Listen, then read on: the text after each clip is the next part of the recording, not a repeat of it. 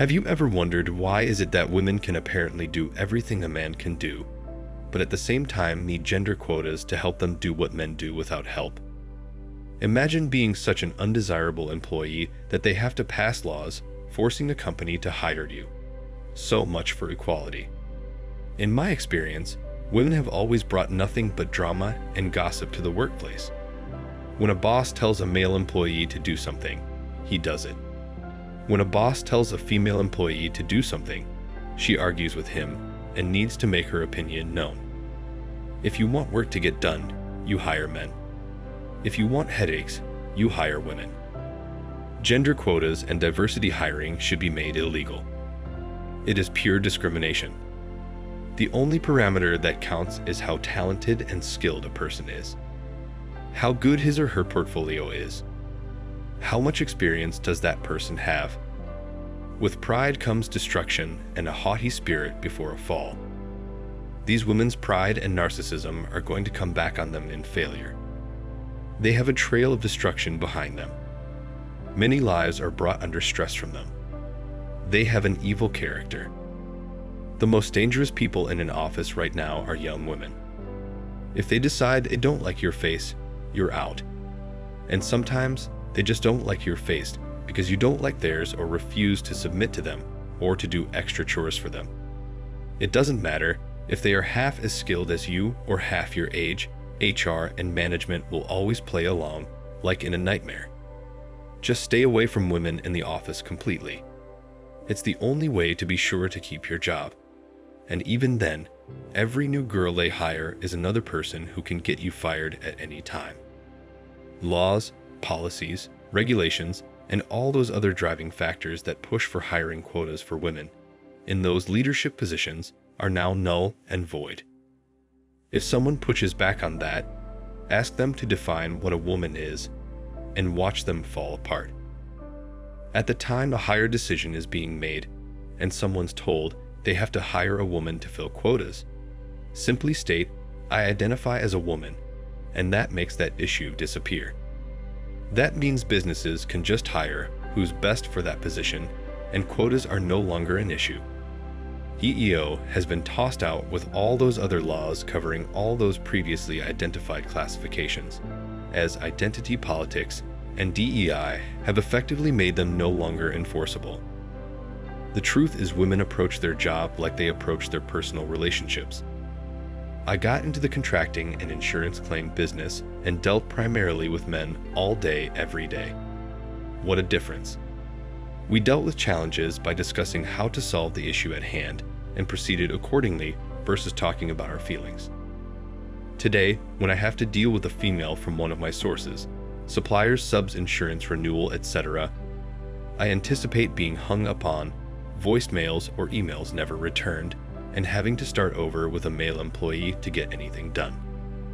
If you look closely at the backgrounds of women working around you, you will see the disparity. Imagine someone with a political science degree and experience as a paralegal and swim coach being the head of the budget management division. What else can you expect besides absolute incompetence from such a person? Another has an associate's degree in graphic design and heads the program analysis division. What happened to employing people based on qualifications? And the sad part is these incompetent women are usually the ones who make the workplace miserable. You can't please the unpleasant, no matter how much effort you invest.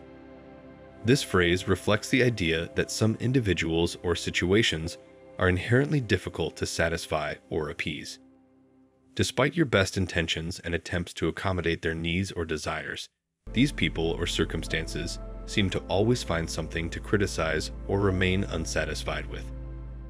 It's a reminder that there are limits to how much you can do to make everyone happy, and it's important to recognize when it's more productive to focus your energy elsewhere.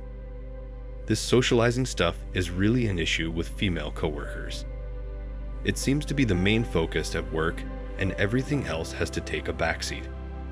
And they get highly irritated if you show no interest in socializing with them, in what they have to say, and complain about a lack of empathy if you show no care for whatever stuff they complain about. In reality, men just don't want gossip and overreactions from women.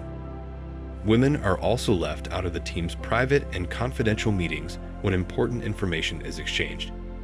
For instance, if I had to share anything with a coworker in a cramped conference room alone, and I had to go with someone, I'd prefer to pick a man, since I understand that inviting a woman into a confined space might seem odd to others. The adverse effects of Me Too are still being felt in the corporate sector, not just in America, but also in Europe, England, and other parts of the world.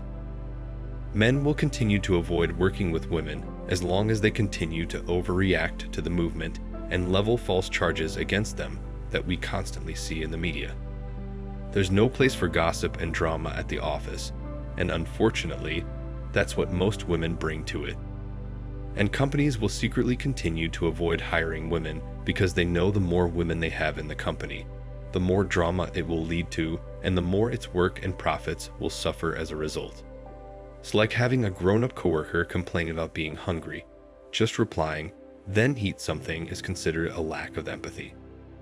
As allegedly, you have to go on in a lengthy conversation what poor person she is, and that she has to endure more than anyone else.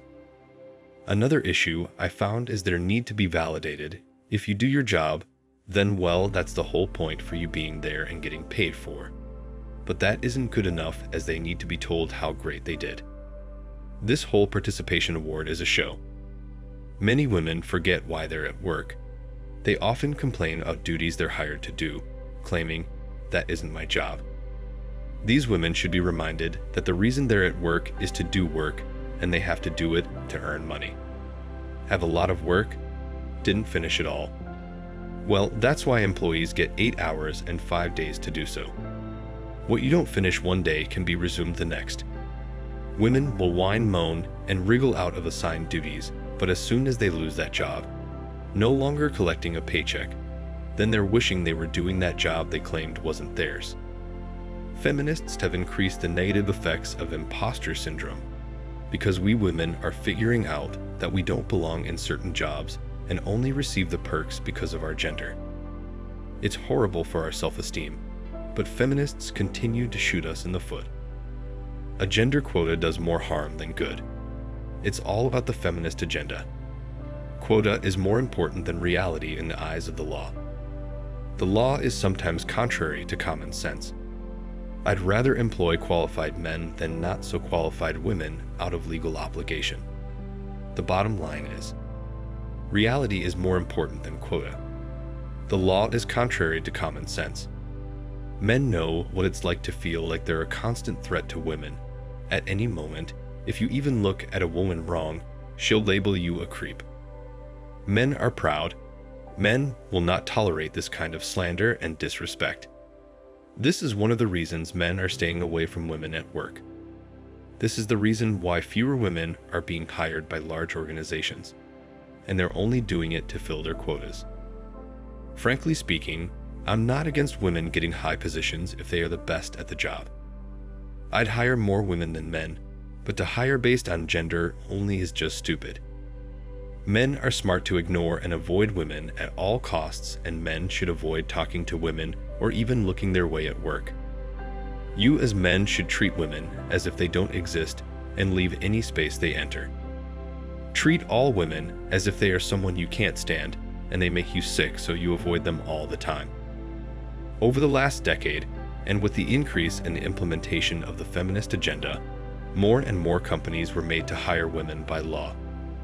Companies had gender quotas that they needed to fill. They had a number of mandatory female workers that they had to hire as board members or regional or global heads of various departments, such as marketing and procurement. But all of that came at a price, and women and feminism are both to blame for this as well. Women have made it so. It's their fault 100%. Of course, men have done their share of negatives at work. Me Too has had a backlash. If a man is harassing or abusing, he should be held accountable. False charges against men should be treated as harassment and abuse and should be treated in the same manner. Working with women is like walking through landmines. You never know when you're going to get hurt. Men know they're going to get in trouble if they do anything even remotely wrong. Women don't. Women know that society and the law are on their side. They can get away with exploiting a male or placing a totally made-up allegation against him that can get the man fired. Thanks for watching Man Reacts. Show us your love and support by liking this video, sharing it with your friends, and subscribing to the channel. And let us know your thoughts on this in the comments. We're always up for a healthy debate and discussion.